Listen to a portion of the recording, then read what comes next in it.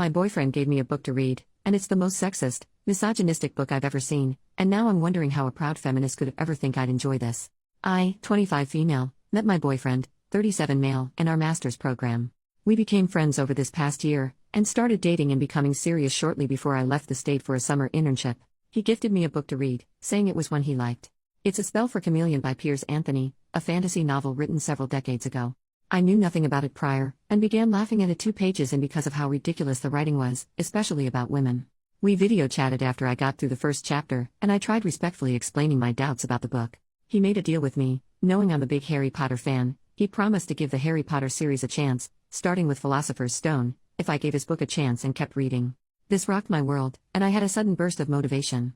I'm on chapter 3, and I cannot stand this book. It is one of the most sexist and misogynistic texts I have ever had to read, and it honestly makes me feel like crap. Not to mention it's just poorly written all around, painfully spoon-feeding obvious symbolism, and excessively throwing in fantasy creatures and concepts that do nothing for the plot. The protagonist is a complete dillhole that I could not care less about, and as a reader, I don't want to follow him or anything in the fantasy world of Xanth. But of course, flat out telling my boyfriend those thoughts about a book he enjoys would be hurtful, and he has every right to have different preferences. I am shocked that he would recommend such a book to me though. He is a respectful and educated man, treating me very well, and identifying as a proud feminist. This recommendation was out of left field. Does he not remember how hurtful the author's writing on women is? Did he read it at a young age, and has since grown? I can't expect him to hold his end of the bargain and read Harry Potter, which is fine, especially if it means not having to put myself through Piers Anthony's poor excuse for writing ever again. I like my boyfriend a lot. How do I respectfully tell him why I cannot invest in this book anymore? It's important to me that he realizes the negative messages being suggested, but I want to do this without insulting his taste or making him feel at fault. Edit to add why the book is horrible. Example 1. I like beautiful girls, he said. And I like smart girls. But I don't trust the combination. I'd settle for an ordinary girl, except she'd get dull after a while. Sometimes I want to talk with someone intelligent, and sometimes I want to, he broke off. Her mind was like that of a child, it wasn't really right to impose such concepts on her. Example 2. That's the point, he said. I like variety. I would have trouble living with a stupid girl all the time, but you aren't stupid all the time.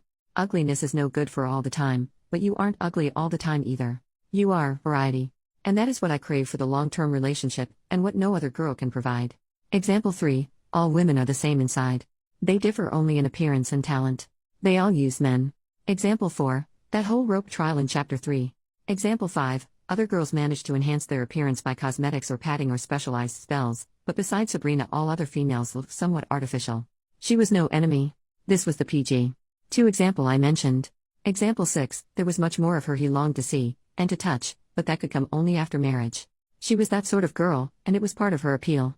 The girls who had it didn't need to put it on casual display. PG. 3.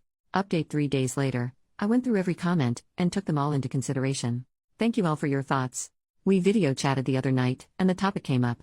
I started by saying I liked him a lot and really do appreciate how much he's willing to share with me. He caught on to where I was going with this, and started laughing. Then I started laughing. And I realized how silly small of a thing this all was. I guess I didn't want to risk hurting his feelings. When the reason why I didn't like the book came up, I explained, and he totally understood. It's been at least a decade since he's read the book, and he can see where I would feel uncomfortable. He will still consider reading the first Harry Potter book, since I gave his book a chance. And being a single dad, his kids also like the series, so it would be a chance for him to connect more with them. I ended by saying that I hope this doesn't discourage him from sharing more things he likes. He said, if anything, it encourages me to find more that you'll appreciate. Cue heart flutters. New update 8 years later. Hi. It's hilarious this post is being shared because it's from such a different time in my life. Your instincts are right. This relationship only lasted a monthish after this post.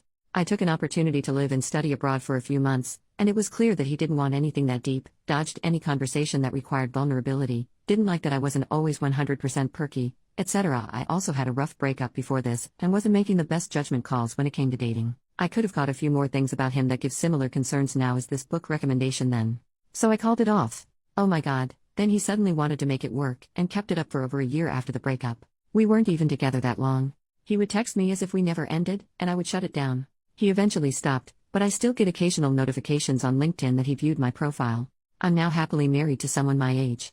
Not knocking appropriate relationships with age gap, I'm good friends with a couple who are 12 years apart, but I dodged a bullet, folks. Thanks for giving me a good laugh with this flashback.